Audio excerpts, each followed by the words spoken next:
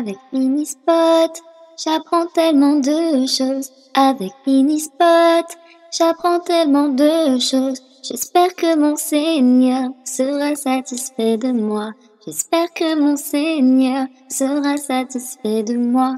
Alhamdulillah, Alhamdulillah, Alhamdulillah, Alhamdulillah.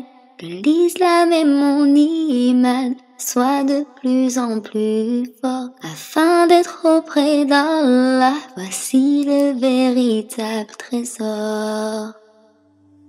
Assalamu alaikum les enfants.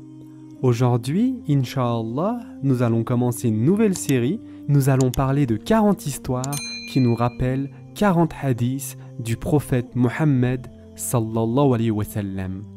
Et on commence tout de suite avec notre première histoire concernant la plus belle façon de marcher sur la route. Un jour, un roi juste, qui fit autrefois construire une belle route dans sa capitale, décida d'organiser une compétition le jour de son inauguration. Aucune condition particulière n'avait été établie pour participer à la compétition. Tout le monde pouvait y participer, et il était d'ailleurs même très facile de la remporter. En effet, celui qui marcherait de la plus belle manière sur la nouvelle route serait le vainqueur et recevrait comme récompense un petit sac d'or. Les annonciateurs se rendaient à tous les angles du royaume pour informer le peuple de cette compétition organisée par le souverain en laissant entendre ces mots, que personne ne vienne dire qu'il n'a pas été informé.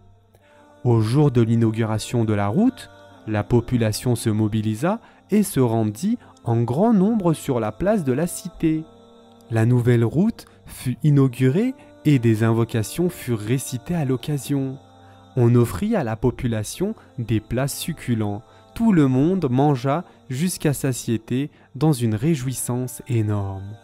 Le nombre de participants à la compétition était très accru. Certains ne manquèrent pas de se vêtir de par leurs plus beaux vêtements, et d'autres même allèrent jusqu'à se maquiller et porter les plus belles parures. Il y avait des personnes qui voulaient participer en montant à cheval. Certains soldats aussi avaient planifié de participer en tenant leurs fusils. Parmi les participants se trouvaient des jeunes beaux et forts qui mettaient en premier plan leur beauté physique et leur corpulence attirante. Chaque participant attendait impatiemment et avec grande émotion le début de la compétition en croyant être celui qui parviendrait à marcher sur la nouvelle route de la plus belle des manières. Finalement, quelques minutes avant midi, le signal fut donné afin que la compétition commence. Chaque participant devait marcher sur les routes environnantes de la cité et se rendre dans la cité par la porte d'entrée. On pouvait lire à travers la démarche de certains l'assurance et la fierté, tout comme on pouvait voir d'autres marcher en montrant leur supériorité physique.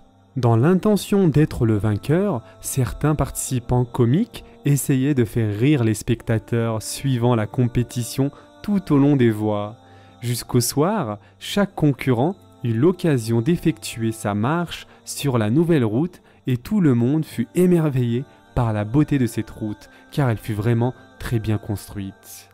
Toutefois, elle avait une imperfection. Sur la route, au niveau de la porte d'entrée de la cité, une roche très volumineuse avait été oubliée, et elle rendait le passage pénible aux gens.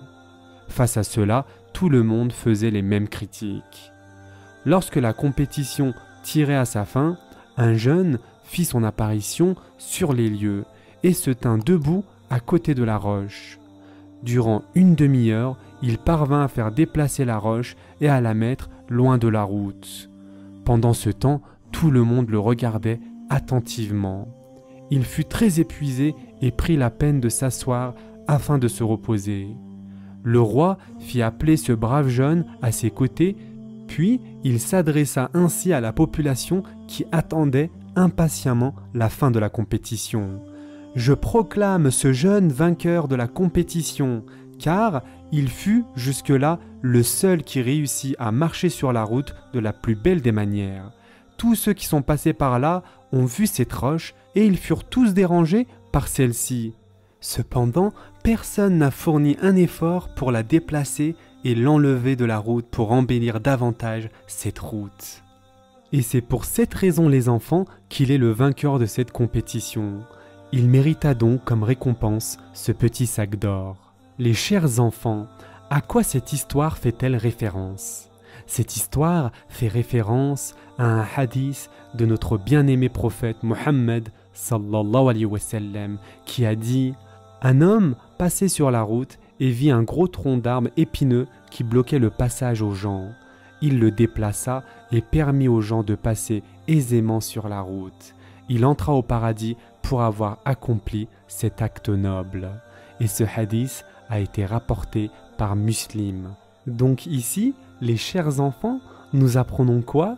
Nous apprenons que même ramasser une petite épine sur le bord de la route afin que personne ne soit blessé à cause de cette épine est un bienfait et que cela peut même mener au paradis. Ce sera tout pour aujourd'hui. N'oubliez pas de vous abonner et d'activer les notifications afin de ne rien rater. À très vite les enfants pour le prochain épisode.